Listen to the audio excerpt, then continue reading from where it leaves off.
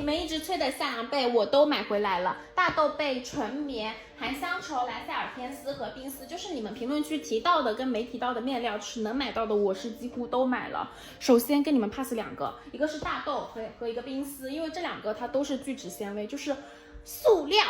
没有必要，因为在夏天他们根本不透气，而且他们卖的并不便宜，跟纯棉的价格是五五开的，甚至更高，有一个是更高的。所以你们如果预算是买这个的话，不如买纯棉的。但是我要说一下，就是纯棉的这个夏凉被，它不存在凉这个东西，它就是薄一点的夏被，因为它这个面料就是没有办法凉，太显而易见了。所以如果你们买纯棉的夏凉被是冲着它凉感去的话，就是不现实，因为这个东西它就是薄，就是让你少盖一点，然后能够不那么热而已。真正有凉感的，我睡下来是莱塞尔天丝和含香绸。但是我说清楚啊，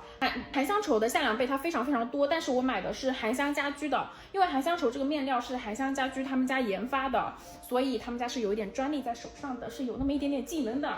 然后蓝鲸天丝呢是要说的清楚一点，因为最近很火，而且我刷了很多直播间，就是他们都是只是给你看一下那个学习标上面是100%的莱塞尔，就说自己是蓝鲸天丝。不过我问了一下熟一点的家居老板，蓝鲸天丝它要有这个绿色的小标，它才是蓝鲸天丝，你不能只看它是不是100%的莱塞尔，就这两个它是冲突的。它不是一个等于号，所以你们要买蓝鲸天丝的话，要认准这个小绿标，它才是蓝鲸天丝。而且这两个买来其实也挺便宜的，这个是我在一个直播间买的，就是花色丑一点，但是很便宜，69块钱，我原谅它的丑。这个是我在 C 店，因为他们家没有直播，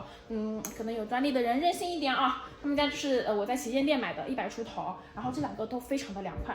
实话实说，是含香绸要凉快一点的。这个其实当时我也是比较惊讶的，因为我一直以为就是可能这个会凉快，就是蓝鲸天丝毕竟这么火嘛。但是实测下来的话，确实是这个要更凉快。不相信的话也没关系，你们可以两个都去买，因为我的购买链接到时候都会发出来给你们看的，就是你们可以自己去买，然后买了以后自己试一下，因为这个东西肯定就是每个人的感受都不一样嘛，就没有必要来骂我。谢谢各位。